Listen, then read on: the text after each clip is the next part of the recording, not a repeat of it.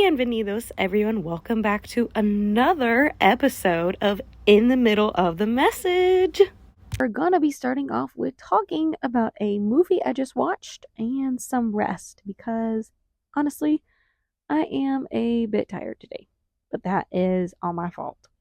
Before we begin, I want us to once again figure out something that we are grateful for, not something normal that you would pick, like my friends, my family. Do something weird. Do something strange that you enjoy, even if you're the only one that enjoys it. Like curvy scissors. You know, the design ones that are cool for scrapbooking. Those are cool. Appreciative to have them. Makes crafting more fun, especially for kids. And probably teachers out there who love that. I bet y'all love those for poster boards. But today I am once again thankful for something outside my door. I was able to get the chance to walk out to my butterfly bush, and that's what I'm thankful for, is my butterfly bush. Got to watch a blue butterfly and a yellow butterfly, and I got to see them chill and fly around and be huge, which, good lord, if they had their wings spread out, they were as big as my hand. I was very impressed. I was like, this is interesante. But I just if y'all want me to like be distracted for hours, just honestly put me outside. Like, let me watch nature. Give me sunglasses because my eyes are sensitive, but give me nature. I greatly enjoy watching birds and just bees. I love little bees, the little fat things, just little balls just flying around. They're so cute, like bumblebees. Like, they're so precious. I don't know why. Just they're so cute. They're so cute. Like, even yesterday, I got the privilege to see a mama deer and her fawn. It was so cute. It was just walking. She's a suburban mom. Like, she's just feeding her kid behind a house in the suburbs. Like, you go, mom. You feed that child. But today we are starting off with rest. And just reminding y'all to please rest. I highly recommend Hebrews 4 for that. Like, just go read it on your spare time. It's a bit lengthy, but the key, like, 2 verses that I kind of want to step into, just for food for thought. I'll reiterate at the end, but it says in verse 3, for we do not have, for essentially, since we believe, we get to enter that rest. And there is a saying from the Psalms, like 95, talking about, so I swore in my wrath, they shall not enter my rest. And that's like a privilege. Essentially, resting is a privilege, y'all. Like, wouldn't you agree? Like, wouldn't you come home? It's a Friday. Or some of y'all, a Wednesday. I don't know your work schedule. Especially if you're a nurse. Good luck, babe. I don't know. Go to sleep, okay? If you staying up to listen, go to sleep. But you come home. It's a Friday. And you've had a long week. And you're like, you know what? It's either you go to 365 things that weekend, or you go to bed and you rest. You intentionally go to sleep on time. You reheat your leftovers because mama ain't cooking, all right? She already done cooked. You sleep. You wake up a little later. You do your full face routine for that washing or whatever. You get up. Or for some of you, you stay up and play video games. And you just vibe. You just have a good time. You just let your brain kind of... Now, please, for the love of God, for those who go to bed with their phones, stop. I'm not your mama. I'm just asking. It is not healthy. Because it does trick the brain and be like, okay, this is phone time. And it'll keep you up longer and longer. You're like, why do I keep saying, I can't go to... Because you're exposing literal blue light and any electronics, LEDs, to your eyeballs before bed when you're supposed to be making that place of rest. Now, if you're going to stay up late and be on your phone, highly recommend either sitting at another part of your bed, like if you can't leave the bedroom, sitting on the floor, sitting in a chair, like making a designated spot for nighttime scrolling. Which, I am so guilty of. I'm not saying I'm perfect. I literally have moved my charger just so I have to get up physically to get my phone and put it away. Like it, just that little adjustment makes me go to bed earlier and tries to leave my phone alone. Like I sat on, like I was just chilling today, just vibing. I counted up to when I started to count. So this is, I'm missing videos. 126 videos, y'all. I counted because I accidentally scrolled back to the top and I was like, oh, I want to see that one video because it was some soldier video. I'm a sucker for soldier videos. I don't know why. I think it's, you know, I've had military family and just there's always so funny. Like a military, if you see a guy in American camo, you can't just not. Like it's always going to be a funny video. Like Call Me Maybe video when the soldiers overseas did that, beautiful. Top tier video. But yeah, literally 126 videos. I counted that. And that excluded the scrolling before that. So I got up and ate food after that, honestly, because I felt a little bit ashamed. I was like, dang, I could have spent my time reading, going outside, making a blanket, which I actually do need to start that soon. 10 out of 10. 10 out of 10, like getting a hobby that's crafting or with your hands. And even if you're not good at it, which by the way, just because, like, if you want to sing, okay, just an example, sing, dance, craft, paint, sculpt, write a book, you don't have to be good at it to enjoy it. You know, like, pick up skating, pick up volleyball, pick up singing. Who did? If you like doing it, who cares? Like, I always tell my friends this when they're like, I can't dance or I can't, like, sing, I can't draw. I'm like, I mean, they're like, I'm not good. I'm like, well, everybody's, like, good at something, you know? Like, that's the thing. Like, everybody's good at something, but you don't have to be perfect at it, you know? Like, you don't need to be good to enjoy that. If you had to be good at something to enjoy it, I think there would be a lot less hobbies. Like, if you don't start off bad, then how do you get there? Like, truthfully, I don't think anybody's horrible. It just means they're not perfect. You know? Like, it just, anybody, literally, anybody can dance. It just doesn't mean it's not good.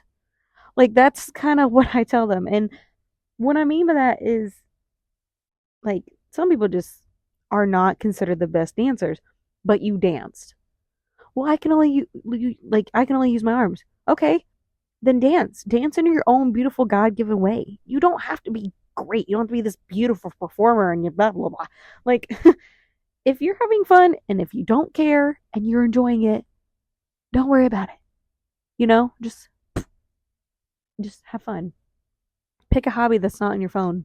Unless you're drawing, then girl, go for it cuz I'm definitely I can do it, but it'll be considered abstract. Okay? It'll be creative. That's for sure. I can promise you that. It would be a creative piece up in that art exhibit. I would get $10 from a 5th grader for doing his homework. I'm confident in that for sure. But please learn to rest today and to continually enter it. It even says it's a disobedience. An example of disobedience is to not enter that rest, which is wild. That blew my mind when I first read that, y'all. I was like, what do you mean? It's a disobedience. And I realized it was given to us to rest. Also, why are we to work like machines if we aren't a machine? And even then, even machines have to get turned off at night to rest, to reset. Y'all remember N64s? Them suckers you had to like plug and unplug when they start getting a little, you know? Like you gotta, after a while, it kind of start getting tired if you run them too much. And that's like no more than humans. Like girls, howdy, y'all, we're supposed to be getting like 7 to 8 hours of sleep adequate. Not to mention, drinking water, which please pause this and drink your water. Thank you. And properly nourishing and sitting. Sitting's not bad, but after long periods of time, go for a walk. Let your brain, that was your brain decompressing. I don't know. Go in the sunshine, okay? Reset, recharge, be a solar battery if you can. If you can't, that was the sound of me sending you sunshine. I hope it worked. Just let me know if it did. If it didn't, I'll do it by email. But 10 out of 10, please rest because being tired ain't it. I know sometimes it's just continually being tired, but find something. That's why I always tell y'all to find something grateful at the beginning of these episodes because you can't complain and be grateful at the same time. Now, can you go back and forth? Yes, 1 minute I'd be like, I am so grateful for having white curtains, but I absolutely hate my doo-doo brown floors. Like that's back and forth, I don't have doo-doo brown floors. I probably shouldn't have. It's a really bad description. I have carpet. I legit have like the softest carpet I have ever felt. But I'm giving examples, okay? I'm giving examples, people. And just doing that. And now, speaking of things I appreciate this movie, y'all.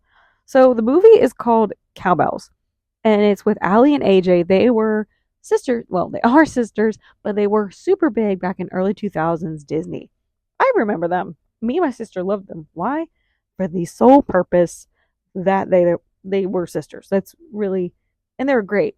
Like the heartbreak song, or I'm sorry, the breakup song was a vibe. Like blaring in my bedroom, singing. Shoot, I just sang it like a couple weeks ago. Like, still know all the lyrics. Like, shoot, I still know all the Jesse McCartney lyrics too. That's a whole nother time period I'm not even going to go into yet. But they were playing sisters in this movie, and essentially the plot line is they end up deciding. Well, the older sister starts it. She goes by Taylor. She decides that she wants to start to save this company that her dad, because it's going under. Because the beginning of the movie, they're spoiled. They're smart and they're kind, but they're selfish. They're teenagers, typical teenager, and they're selfish and they kind of burn down the kitchen. The dad's like, "Yo, I'm about to be on the trip. Y'all need to get a job. Y'all need to learn responsibility, learn to get it together." They're like, "Oh my gosh, 7 a.m. Ah. And story progresses, and Taylor, the older sister, is like, "We should save the company. Like, I almost feel like it's kind of our job." And the younger sister, Courtney's like, "Why should we? Like, it's not our job. We're teenagers. Like, I need a party."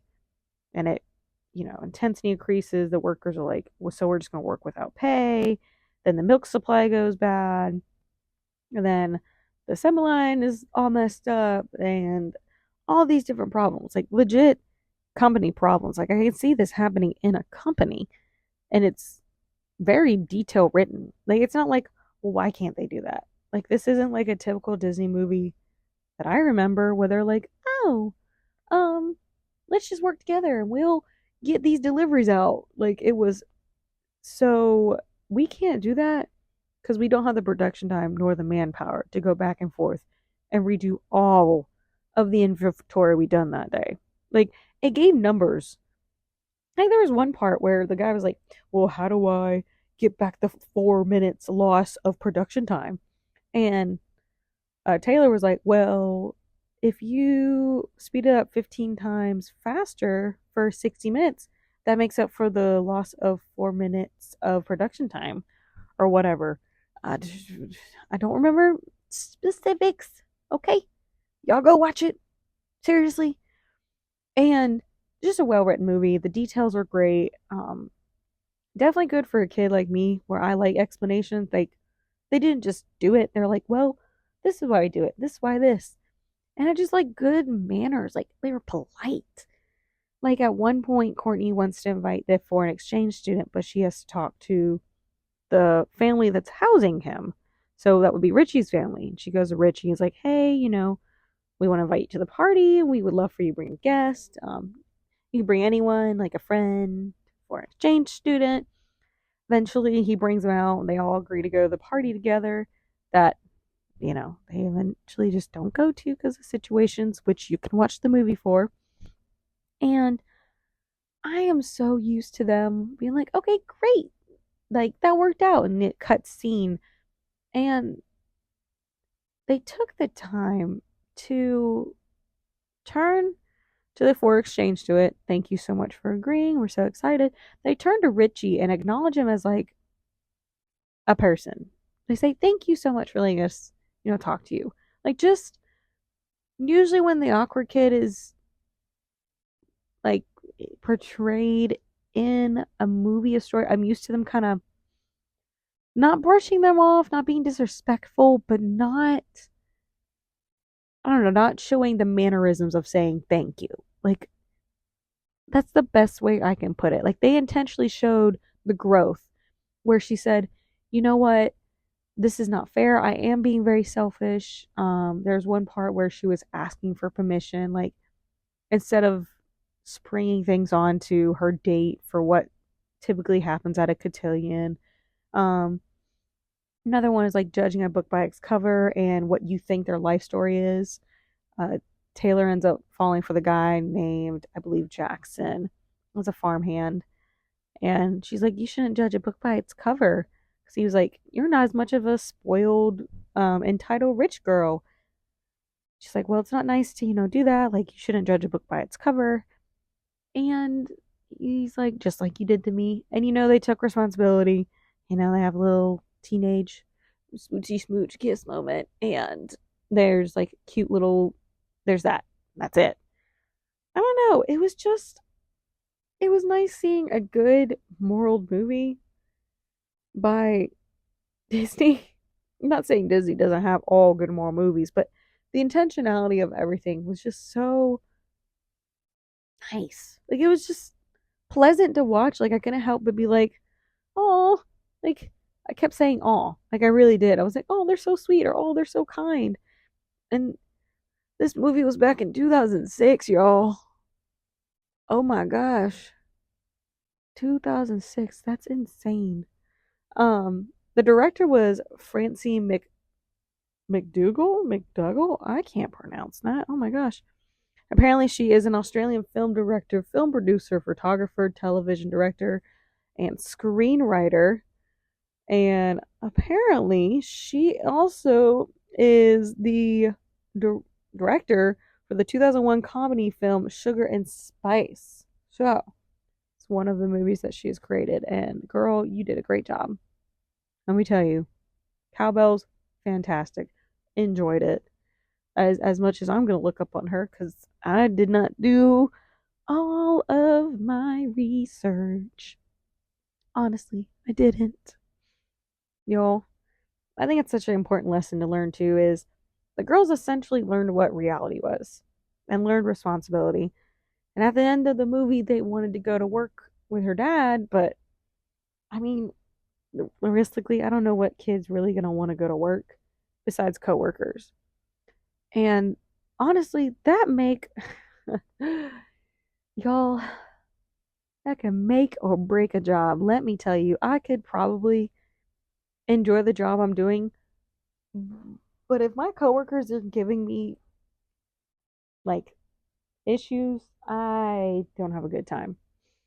And that's the thing, the motto is you go to work, you make your paycheck, and you go home, which I kind of agree with. Like, I still think you should not be completely isolating, but if you're there for money, hey, go get your money. But I know it's not a place to make friends, but you don't have to be disrespectful at your job.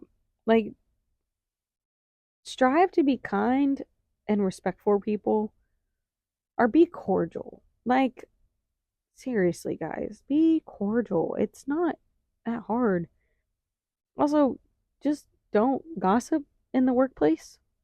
Like, that's what I couldn't understand. Like, dude, if you want to go home, like, you come in here, make a paycheck, and go home, but then you gossip? Yo, there's so much in the news that we could be talking about instead of that. If I wanted to hear bad news, let's just turn on TV. Like, there's so much going on in the world. And also, it's not healthy.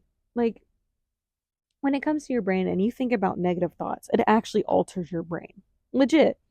If you think of your brain as 100 million acre farm of trees, this is what a counselor told me once. 100 million acre trees, all your neurons. You think of a bad thought. Imagine 10 acres of that being cut, and every bad thought just keeps building. After a while, your brain is altered. Your brain literally gets altered every bad thought. That's why people who are more negative are more likely to develop dementia, Alzheimer's, all these brain issues. So, not only should you try and think about pure, lovely, praiseworthy, good things, or even talk about them, even yourself. Like, if you don't feel like you're worthy, think of something you like. Like the other day, I think it's the first time I actually said out loud, I'm beautiful in a long time. Like, and I meant it. You know, it wasn't like, I look good. Like, it was like, I meant it. I was like, you know what? Little girl me, little 10-year-old Casey would want to be my friend.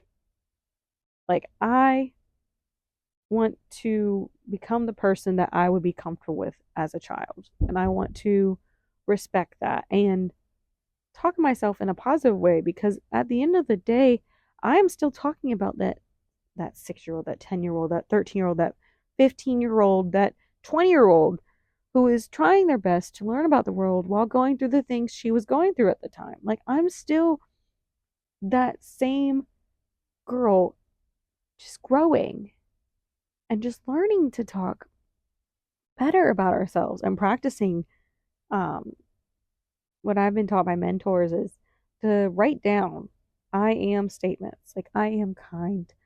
I am capable of doing my job. I am worthy of good things. And not making it like a manifestation thing. That's not how it works. It's really building your mindset to be kind to yourself. Because you have organs that are still working right now. I mean, if you didn't, for starters, you wouldn't be able to hear this. That's example number one. You have to appreciate your body enough and take care of it enough to feed it, exercise, and it's easier said than done. I mean, it's a repeated record and all that, but being intentional about it, like, it is hard. It is so expensive to eat right now. Huh, I'm telling you, egg sandwiches are my best friends right now. Okay? And you know what? You know what the reason is behind why I eat egg sandwiches? Is because of a bullying, I can't speak, bullying video back in middle school. Now, why does a bullying video involve an egg sandwich? Let me tell you, I'm so glad you asked. So the video started with a young boy. And for some reason, I remember. So it was an Asian young boy, his family, both parents working at night. He had to make his own lunches. And he made his own lunch. He'd fry up an egg and he would put ketchup and mayo on it, salt and pepper, and then 2 pieces of toast. That would be his lunch. And I remember watching that video, and he went to school and he got bullied for his lunch and bullied for the way he looked. And, video ends. I can't remember how it ends, but I just know it was like, don't bully. It's not nice. I remember thinking, like, that's stupid. Why would those kids bully somebody for their food? Like, first of all, like, I remember being so mad about that. I'm like, and the way he looks. Like, what? Where? And the video was tailored, like, this looked like, what, elementary school, maybe middle school kids. I just sat there like, why? Like, I bet you if they tried it, they would like it. And I am very much if you haven't tried it, don't really want to hear your opinion type of person. If that's not me being mean, it's just like, well, have you tried it? No. Okay, then what? How do you know it's nasty? Well, it smells like it. Okay, then your statement should be, it smells nasty. Not, ew, that's nasty. Like, bro. Also, it's an egg sandwich. And to some of you, you're probably gagging. I'm so sorry. But I tried it. And I, to this day, will eat that. And I think about the little boy in the video and people get bullied. I'm like, you know what? This is what happens when you are not open enough to make friendships, or you're so insecure about yourself that you have to put other people's down. Like, other people down. Like, that was over an egg sandwich, y'all. Like, I still to this day, I'm like, really? And I know that's not the big point of the video, but why? Why bully? Seriously. Like, what? Like, you got grades to worry about. Like, you can bully. Like, what extra time do you have? Go draw. Write a song. Come on now. Get a hobby. Insane to me. Just not worth it. Not worth being unkind to people in any situation. In school, in work, in church, which, oh, people are going to hurt you. I can't even, if they haven't yet, I'm hugging you now. But it's something that will happen, and it's learning to cope with it and lean on the people you do have, or lean on God. Good night. Or some of you have dogs, lean on your dog. They're nice. They'll cuddle back, some of them. I had a cat that cuddled better than my own fiance's dog. He'll like kind of chill there for a bit, but he prefers just little booty scratches. It's just not worth being unkind. And, you know, it's so hard to be apologetic to some people sometimes. Because, you know, some people are just, you catch them on a bad day. Like, you walk past somebody, they bump into you, and they catch an attitude, or they just say something slick, or even your family members, and you're like, what the heck? Like, da da da. We have to keep in perspective there's something deeper going in. And whether they're mad at you or they're just mad at the world, it's good to practice grace, mercy, and just forgiveness. Because can you imagine going through life always being offended? Always. Like, every little thing, you're like, well, they should know better. Well, they didn't. Or if they did, have that conversation. Be like, hey, I know you know this boundary. Why didn't you follow it? Like, having a conversation. And also, it's not a bad thing to be sensitive, in my opinion. Like, definitely, like, if you feel like you're hurt by something, great. But if you were offended by everything, that is what I mean when I say, if you're gonna build a fence, especially against somebody, like, this is literally what I mean. If you're gonna build a fence against somebody, make sure there's a gate, which just means make sure you let somebody in to talk about it. And I don't mean ranting. I do not mean ranting. I mean genuinely inviting a conversation, inviting the person in, inviting self-reflection in. Like, why does that bother me so much? Why do I keep getting offended like this? Is it because I'm stressed out? Am I genuinely upset at this person? What grudge am I holding? Like, invite forgiveness. Like, I couldn't imagine being offended all the time. And it's very easy to be. If I chose to be today, I could be offended by so many things, y'all. Like, I could build a fence as tall as any building. But what's the point? Like, you need a gate to eventually break down those fences. Still let people in. Because building fences does not allow people in. It's supposed to keep people out. Yes, set a boundary. Like, definitely set a boundary. But they can easily become an offense if you don't talk about it. And that's why I say that every end of this.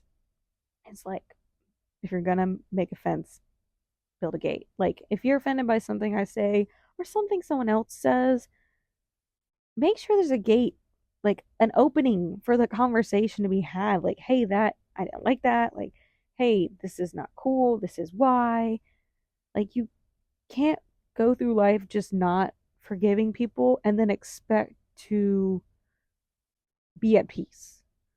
Because It reminds me of the Bible where it talks about how you are forgiven as much as you forgive someone else. And yes, there are times where it's going to be hard and it's going to take years to heal. But if you're just intentionally offended by everything and your fence gets taller and taller, please seek counseling. Counseling is not a bad thing. It's supposed to help you figure out why you do this. If you have an avoidant fear, if you have an abandonment fear, if you just don't know what you truly believe, like that's a thing too. Like you can be offended by things that you don't even truly believe. You just haven't formed your opinion on stuff. And it can be as simple as that. And just going from there. And that's really why I say that. I probably should have mentioned that in the first episode. But if you're gonna build a fence, make sure there's a gate. Just leave room for open conversation. All right, that is the end of episode 2. I hope you enjoyed it. Y'all have a great day, and please drink your water. Bye.